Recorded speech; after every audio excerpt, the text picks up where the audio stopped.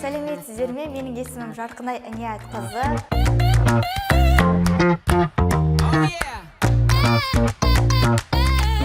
Әл-Фараби атындағы Қазақ ұлттық университетін осы қазақ тілі мен әдебиеті мамандығын осы жылы, яғни 2021 жылы қызыл дипломмен аяқтап, қазір Астанада жұмыс жасап жатырмын өзімнің мамандығым бойынша.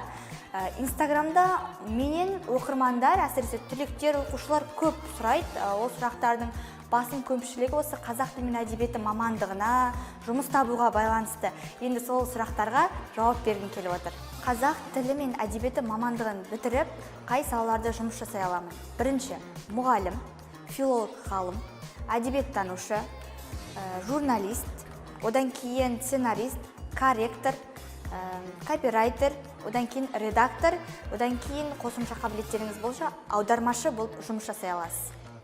Келесі сұрақ, қазақ тілі мен әдебиетін мамандығын бітіріп, қайда жұмыс жасаймын? Ең әуелі, әрине, мектепте жұмыс жасай аласыз, әкімшілікте жұмыс жасай аласыз, баспада, яғни баспа деген кітап шығаратын баспаларда, одан кейін газет, журналдарда, телеарналарда жұмыс жасай аласыз. Одан кейін қабілеттеріңізге байланысты қазақ тілі мен әдебиеті мамандығының саласы кең. Неге? Себебі кез келген ортада іс қағаздар қазақ тілінде болады, оны сауатты жазатын мамандар әрине сұранысқа ие. Келесі сұрақ, қазақ филологиясын бітіріп, мен мұғалім бола аламын ба деп сұрайды.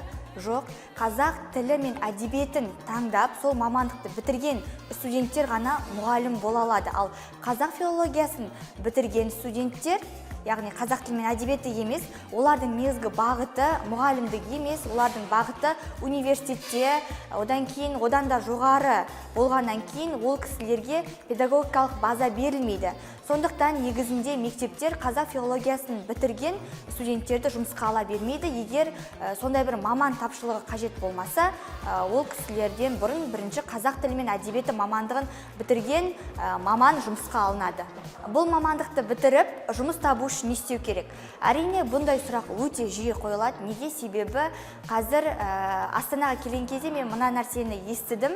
Жұмыс беруші мекемелерде қазір аяқ сүрінсе, аяқ астында қазақ тілі мен әдебиеті мамандығын бітірген мамандар деген сөздерді, әрине бұл бізге ауыр тиеді, бірақ бәсеке жоғары, оны мойындауымыз керек. Енді сіз бәсекелестеріңізден қалай озып жұмысқа орналаса аласыз? Біріншіден, сіз өзіңіздің салаңыздың маманы болуыңыз керек. Яғни қазақ тілі мен әдебиетін бітіргеннен кейін сіздің сауаттылығыңыз, жазуыңыз, сөйлеу өнері, ораторлық барлығы бір-біріне сай болу керек. Бұл ең бірінші мәселе. Екінші, сіз маман болғаннан кейін басқалардан сізді ерекшелендіріп тұратын қабілеттеріңіз болу керек. Ол әрине қазіргі таңда тіл, орыс тілі, ағылшын тілі. Бұл тілдерді меңгерген болсаңыз, жұмысқа орналасуыңыз әлдеқайда тезірек болады. Екінші тіл дедік. Үшінші, одан да қосымша қабілеттеріңіз, яғни қазір мұғалімдердің креативтілігі, әдіс тәсілді меңгергендігі, баламен жұмыс жасау, сабақтың қызықсыз өтпеуі, оның барлығы осы жұмысқа орналасар кезде ескеріледі. Яғни сіздің университетте жасаған жұмыстарыңыз, қандай ұйымдарда болыңыз, қандай белсенділік таныттыңыз, қандай шараларға қатыстыңыз, бұның барлығы сіздің жұмысқа тезірек орналасуыңызға септігін тигізеді. Соңғы сұрақ, мен бұл мамандықты игеріп жұмыс таба аламын ба? Әрине, уайымдамаңыз. Егер сіздің біліміңіз ісіңізге сай болса, сіз жұмыссыз қалмайсыз. Неге? Себебі қазақ тілі мен әдебиеті бағана айтып өткендей, кез келген жерде, кез келген ортаға қажет мамандық.